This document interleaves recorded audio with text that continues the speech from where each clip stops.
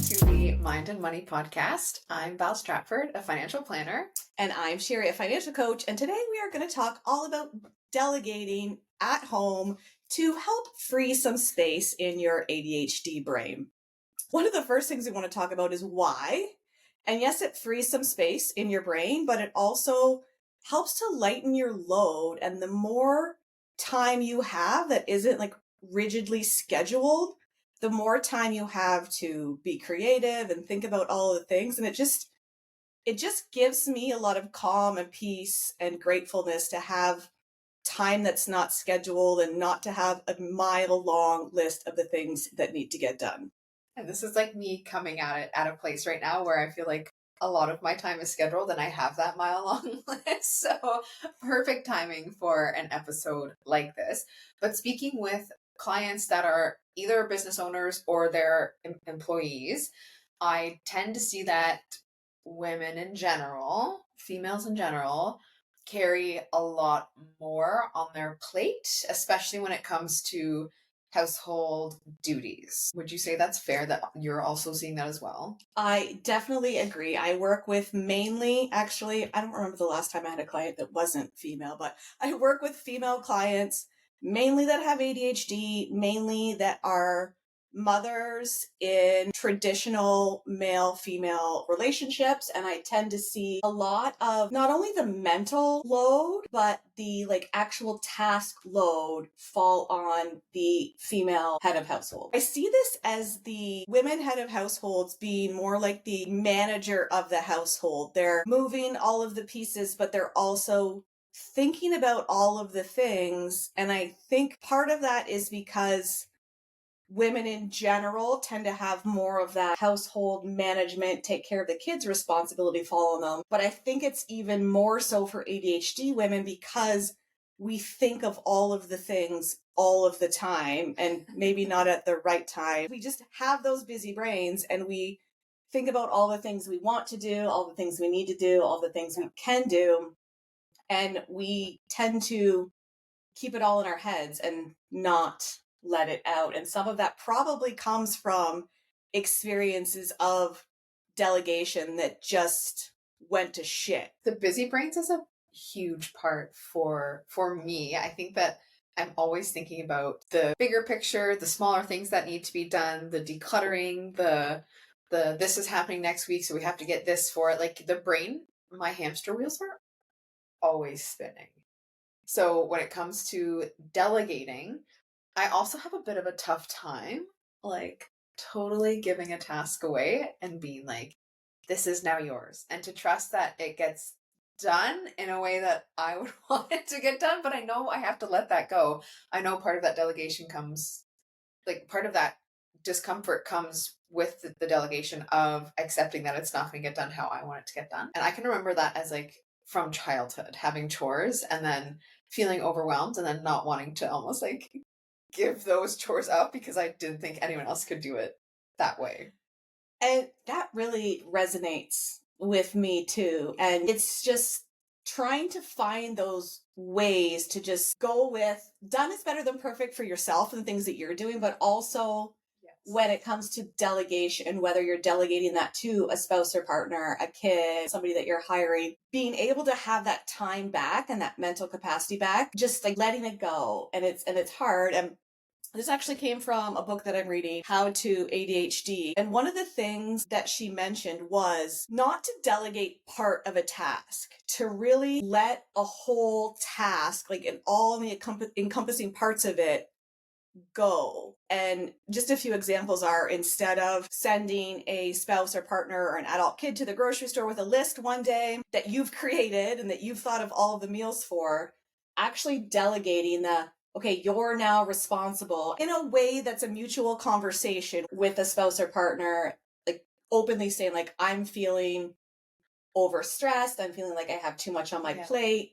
What can we do? And what tasks can we divide and delegate to one another? Because maybe you're not working on the things that you like. So for me personally, if my husband was in charge of the money, that wouldn't be cool. I wouldn't be able to let that go. But there's other aspects that are things that I do that are like, yeah, it's okay. it'll like done is better than perfect in other areas where I'm like, money, I must do it myself. Right. So instead of just delegating the grocery shopping one time, delegating the task of, okay, it's now off my plate and on your plate to bring food into the home and have a high level plan for the meals so that we don't all starve. Yeah. And just thinking about whole tasks that you're okay with not being responsible for. Right. Or like laundry is yours. Like giving away that whole piece and not letting perfection be the enemy of good enough. And sometimes that might mean walking by like a pile of groceries that needs to be put away, or laundry that needs to be washed, or maybe a sweater going into the dryer that shouldn't and gets ruined. It's like, it's give and take and figuring out what is okay to not be done exactly perfectly by you. And I say perfectly, and I'm using air quotes here, but you can't see it because you're probably just listening.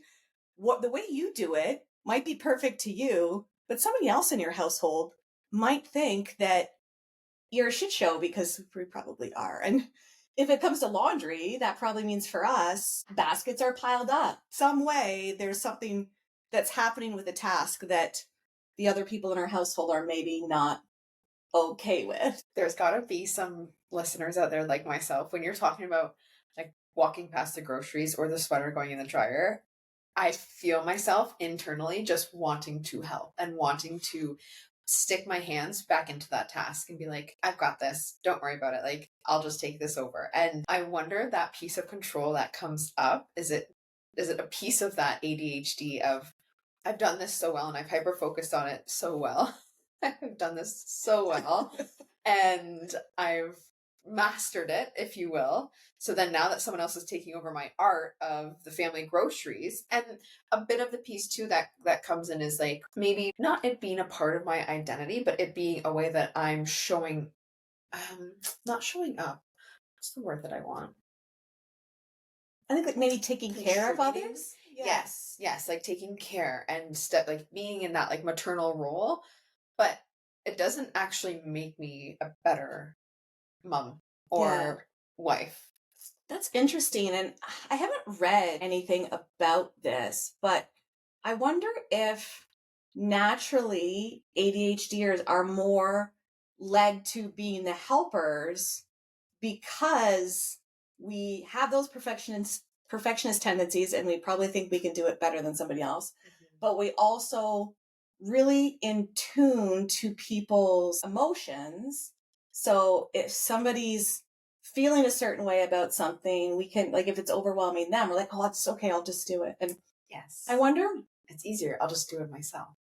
I wonder if we have a conversation with a spouse or partner about like household responsibilities and kind of list the things out that are on our plate to potentially like have some of those plates shifted. I wonder if there's ever a situation with the spouse or partner be like, oh dear fucking God, thank God, can I please do the laundry? I can't stand how you're doing it. I just can't do it. Well, there's a game that Rachel showed to us, our photographer friend Rachel, and it's called Fair Play. And I believe it's a deck of cards. I have yet to purchase it, but it's in my Amazon cart. It's waiting. It's not a need, it's a want. I have yet to purchase it, but from my understanding, it's a deck of cards with the different things that might fall into a household's onto a plate. And then you put them out, like, well, I do this one, and then you rearrange them, I assume. So then it's more even. Yep. And it was interesting when I was reading this in the book, talking about full tasks, because, and maybe this is because I'm still holding things too close that I need to do them, because I've had a lot of success, my husband and I, with delegation of piecemealing the tasks out. So I wash and dry the laundry and my husband folds it. And I plan most of the meals out and do the grocery shop, but like he's also adding to our online order, and we're talking about dinner, and we're pretty even with dinner, although these days it's been like, I'm not making dinner, let's just like figure things out, because we don't have little kids to take care of. But one of the things when my kid was younger, and now they really appreciate it, was we started okay, I can't remember what ages, but it's like, okay, you're this old, you're now responsible for your laundry. Yes. You're this old, you're now responsible for dinner one day a week. And that evolved pretty in a pretty organic way to, okay, it's macaroni and cheese, it's grilled Yeah. cheese, to here is the list of spices that I need you to purchase, mom, for the exotic meal that I found online that I'm going to cook. So, and when they went away to school, they were very appreciative of that. Like there were times when it's like, mom, I don't want to do that. Like, I don't want to cook. I don't want to, like, my Yeah. friends don't have to do this. Why do I have to do it? But when they went away to university, having the skills of cooking Yes. and responsibility of like cleaning up after and like being able to do their own laundry, they got to see the opposite with some of their friends with, okay, this person doesn't know how to cook, they don't know how to like wash dishes, prepare dishes to be washed, they don't know how to do laundry. And it's like, really, yes, your kids might not like it, but they get to those ages where starting to teach some responsibility and some tasks to them, Yes. they're going to thank you later in life. Hate you now, love you later. But it's that win-win situation too, of maybe the child won't see it as a win, but the win in the terms of we are delegating a piece off of our plate and they are taking on a piece of responsibility. And it's not overwhelming them, I'll say. It's just giving them like little pieces at a time to then build that confidence with that skill, and then lifelong skills being integrated. It's fantastic. And it's like little steps when they're younger versus like, oh, you're in university now, you're an adult. Yes. You now have to learn to manage your own schedule, your coursework at a higher level of responsibility than in high school. But also, you have to learn how to cook and clean and do your laundry and take care of yourself. So, like, good luck. And it doesn't. The delegation doesn't always have to be within your household. There's ways of getting help to come into your household if you're in a financial position to do that. But also, if you have the ability to work more overtime or spend more time in your business because you hire help into your household, chances are you're able to replace those tasks and earn more money that more than covers the tasks that you're hiring out. So, one of the first things that I always think is a great idea is bringing somebody in to clean. And it's an area where, yes, you have to find somebody that you trust. For sure. But also, yes, it's nice having my house clean and I love it. But the forced tidy up, it's like asking your friend to come over who, like, I've seen that TikTok skits before where it's like, oh, hey, I'm coming over in 30 minutes. And then 30 minutes later, the person whose house you were going to calls and be like, I thought you were coming over. And no, you just told me to call you once a month to tell you I was coming over in half an hour so that you would be forced to clean. Like having a cleaner come regularly, like, and it could be once a month, it could be once a week, it could be whatever schedule works for you. Yeah. But it helps you go through and tidy things up if you are like myself and most ADHDers, where a flat surface is a dangerous spot for all of the things because we need to see things, being able to have things visual when you need them, but also have a time regularly without you feeling overwhelmed that things aren't like that. And to add on to that, like, yes, hiring, like whether it's something like even cleaning your windows, like kind of seeing what expertise is best to bring in. And also when the mood strikes to do something like declutter or take that donation run. I was laughing. Sherry has a box upstairs and I was like, is that your donation box? And she's like, yes, it is. I'm like, I have the same thing. I have boxes ongoing that as I come across something that isn't needed in our home anymore, it goes in the donation box. Would I love to take that box once a month? Sure would. Has it been there for 4 months? Absolutely it has. But when those moods happen of, okay, I'm going to declutter something or this is too full, just doing like even a drawer at a time can become very satisfying, instant dopamine because Yep. you're done within 5 to 10 minutes, unless it's like a clothing drawer, then different story. But you can knock things off and then reminding yourself that that's enough. You don't have to do the whole kitchen. Yep.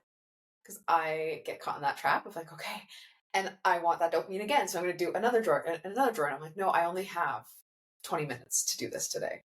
Well, and I think in a situation like that, setting a timer and Yes. limiting yourself, don't empty all of the drawers in the kitchen or don't enter all of your dresser drawers. Like start with one. And that's how that box gets added to. I'll be going to put laundry away and I will just see, I'm like, oh, the things at the bottom of this pile, I don't remember the last time I wore them. Let me go through like this pile. Yeah. So sometimes it's like just t-shirts, just sweatshirts, and being able to just stash a few of them. And the box is full. It should go to Goodwill. They'll even take it right out of my car. I just have to pull up. So Goodwill is the best for that. The best. Yes. I don't think I'll never have a box there because I want the box to be there. Absolutely. So and it's easily accessible. The other piece to that is like Sherry's is in her main hallway upstairs. Mine is in my basement. So I'll set something in the kitchen and then I'll go downstairs to my office desk and then it will make it to the box where I'm working on just putting it where it needs to go. Ooh. But having that box so accessible that you're always close to it. But then you always see it. It's like there's pluses and minuses. Right. But is it a motivator that you always see it? I just kind of ignore it because it's been there for so long. And I just want to share one more tip because we've surprisingly derailed and changed topics about 8 times. One of the things that I saw, I can't remember when it was exactly, I think it was at the beginning of this year, is the don't put it down, put it away. Yes, that's one touch rule. Yeah, so, and I saw myself doing it this morning. I opened a new bag of milk and I went to put the scissors down on the counter and where they go is within an arm's reach. So I put it down, like, nope, don't put it down, put it away. And I just said it to myself. And each time I do that, I say it to myself. But also I have a knife block that has a spot for scissors and it's right there and it's visual because having things accessible and visible to put them away, it's like, what barriers can you break down to make that don't put it down, put it away easier? Yeah. So delegate. Think about what you can delegate to a kid, a spouse, a partner, someone that you hire. Yeah. Even if it starts with like that creation of the list of like, what does your mind carry for the family or the households? Yeah. Whatever you want to call it. What are the things that you think about and then you actually have to do? It starts with a maybe challenging like family household conversation, but the value that it could bring could be so beneficial for everybody in your household. So I want to challenge you to think about one task and is it a piecemeal of that task because that's going to work for you, or is it the whole encompassing task that you can delegate and really take off your plate and free up some of that mental load? So think about delegation and what that could look like for you and have that difficult, maybe scary conversation that leads to a more balanced place for you in your brain and more time to do something you love, take care of yourself. And I think a lot of the lack of delegation on female heads of households comes from taking time to care for your mental and physical health. So there's our challenge to you to think about delegation and what that could look like in your household and how impactful it could be. So thank you for listening. We are glad you have been here and we can't wait to see you next time on the Mind and Money podcast. Have a great day.